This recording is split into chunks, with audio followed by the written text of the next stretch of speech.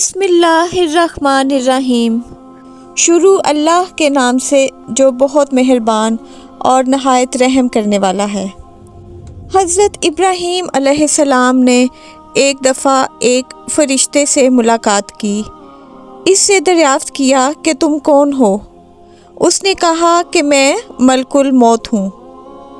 آپ نے پوچھا کیا ایسا ہو سکتا ہے کہ تم اپنی وہ صورت مجھے دکھاؤ جس سے تم مومنوں کی روح قبض کرتے ہو؟ کہا اچھا میری جانب سے ذرا منہ پھیر لیجئے۔ حضرت ابراہیم علیہ السلام نے منہ پھیر لیا۔ پھر جب نظر کی تو دیکھا کہ ایک خوبصورت اور خوش لباس حسین نوجوان ہے جس کے بدن سے خوشبو آ رہی ہے۔ آپ نے فرمایا کہ اگر مومن تم کو بغیر حسن و جمال کے نہ دیکھے تو اس کے لیے یہی بہتر ہے۔ پھر کہا کہ کیا ممکن ہے کہ تم مجھے اپنی وہ صورت دکھاؤ جس سے تم فاجروں کی روح قبض کرتے ہو؟ ملک الموت نے کہا آپ اس کو دیکھنے کی طاقت نہیں رکھتے۔ حضرت ابراہیم علیہ السلام نے کہا میں دیکھ سکتا ہوں۔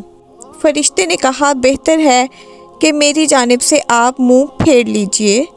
تھوڑی دیر کے بعد جب حضرت ابراہیم علیہ السلام نے دیکھا تو ایک مرد سیاہ شکل سیاہ لباس میں جس کے بال جسم پر کھڑے ہیں اور بدبو آ رہی ہے اور اس کے منہ اور ناک سے آگ اور دھواں نکل رہا ہے۔ بس حضرت ابراہیم علیہ السلام بے ہوش ہو گئے۔ جب ہوش آیا تو آپ نے فرمایا اے ملک الموت، اگر فاجر تم کو اسی صورت میں دیکھے تو اس کے لیے عذاب کے لیے یہی کافی ہے۔ حضرت امام جعفر صادق علیہ السلام سے منقول ہے کہ رسول خدا صلی اللہ علیہ وآلہ وسلم نے فرمایا کہ حضرت ابراہیم علیہ السلام کی عمر 175 سال کی تھی۔ معتبر حدیث میں منقول ہے کہ حضرت سارہ نے حضرت ابراہیم علیہ السلام سے کہا اے ابراہیم آپ ضعیف ہو گئے ہیں، خدا سے دعا کیجئے کہ ایک فرزند عطا فرمائے جس سے ہماری آنکھیں روشن ہوں، کیونکہ خدا نے آپ کو اپنا خلیل قرار دیا ہے، اگر چاہے گا تو وہ آپ کی دعا مستجاب کرے گا۔ حضرت ابراہیم علیہ السلام نے خدا سے دعا کی کہ ان کو ایک فرزند عطا فرمائے۔ خدا نے ان پر وحی فرمائی کہ ہاں ایک عقل مند لڑکا تمہیں عطا کروں گا۔ ابراہیم علیہ السلام اس خوشخبری کے 3 سال تک منتظر رہے۔ پھر خدا کی طرف سے وہ موقع آیا کہ جب حضرت سارہ نے کہا اے ابراہیم علیہ السلام آپ ضعیف ہو گئے ہیں اور موت کے قریب ہونے کو ہیں، آپ ایسا کریں کہ خدا آپ کی موت میں تاخیر کرے اور عمر دراز کرے تاکہ میرے ساتھ لمبی زندگی گزاریں۔ ابراہیم علیہ السلام نے خدا سے سوال کیا جیسا کہ حضرت سارہ نے التماس کی تھی۔ حق تعالیٰ نے ان کو وحی کی کہ جس قدر چاہو تم کو زندگی عطا کر دوں گا۔ حضرت ابراہیم نے حضرت سارہ کو خبر دی۔ انہوں نے کہا خدا سے دعا کیجئے کہ جب تک آپ خود موت کے طالب نہ ہوں آپ کو موت نہ آئے۔ ابراہیم علیہ السلام نے دعا کی اور حق تعالیٰ نے مستجاب فرمائی۔ جب حضرت ابراہیم علیہ السلام نے دعا کی مقبولیت کی خبر حضرت سارہ سے بیان کی تو حضرت سارہ نے کہا خدا کا شکر ادا کیجئے اور کھانا پکوائیے اور فقیروں اور اہل حاجت کو تقسیم کیجئے۔ ابراہیم علیہ السلام نے دعوت عام کی۔ جب لوگ حاضر ہوئے تو ان میں ایک کمزور نابینا بوڑھا شخص بھی تھا جس کے ساتھ اس کو سہارا دینے کے لیے ایک شخص تھا۔ وہ دسترخوان پر بیٹھا۔ جب وہ لقمہ اٹھا کر منہ میں لے جانا چاہتا تو اس کا ہاتھ ہل جاتا اور لقمہ دائیں سے بائیں ہو جاتا، یہاں تک کہ ایک مرتبہ لقمہ اس کی پیشانی پر جا لگا۔ اس کے ساتھی نے اس کا ہاتھ پکڑ کے اس کے منہ تک نوالا پہنچایا۔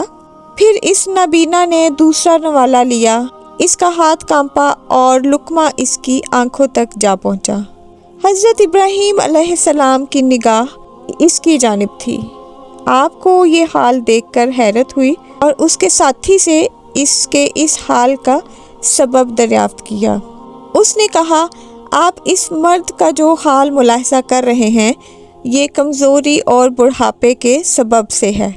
ابراہیم علیہ السلام نے اپنے دل میں سوچا کہ میں بھی اگر بہت بوڑھا ہو جاؤں گا تو اسی مرد کی طرح ہو جاؤں گا۔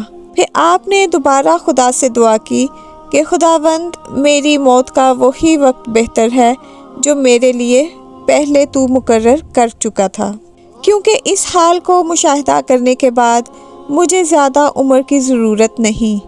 امیر المومنین حضرت علی علیہ السلام سے منقول ہے کہ جب خدا نے چاہا کہ ابراہیم علیہ السلام کی روح قبض کرے تو ملک الموت کو ان کے پاس بھیجا، کہا، السلام علیکہ یا ابراہیم۔ آپ نے سلام کا جواب دیا۔ فرمایا، کیا تم اس لیے آئے ہو کہ اپنے اختیار سے مجھے آخرت کو لے چلو یا موت کی خبر لائے ہو؟ ملک الموت نے کہا، جی میں اسی لیے آیا ہوں اور آپ کو آپ کی خواہش سے خدا کی ملاقات اور عالم اقدس کی جانب دعوت دیتا ہوں، قبول کیجئے۔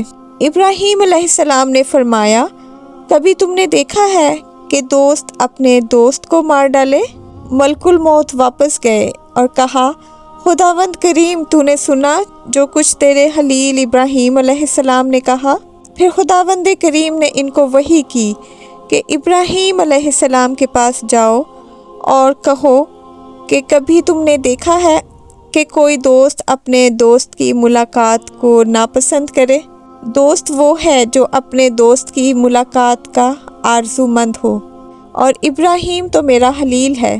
یہ سن کر حضرت ابراہیم علیہ السلام ہنسی خوشی اپنے رب سے ملاقات کو راضی ہو گئے، اور جب آپ علیہ السلام مناسک حج سے فارغ ہو کر شام کی جانب واپس گئے تو وہیں آپ کی روح مقدس عالم اقدس کی جانب روانہ ہو گئی۔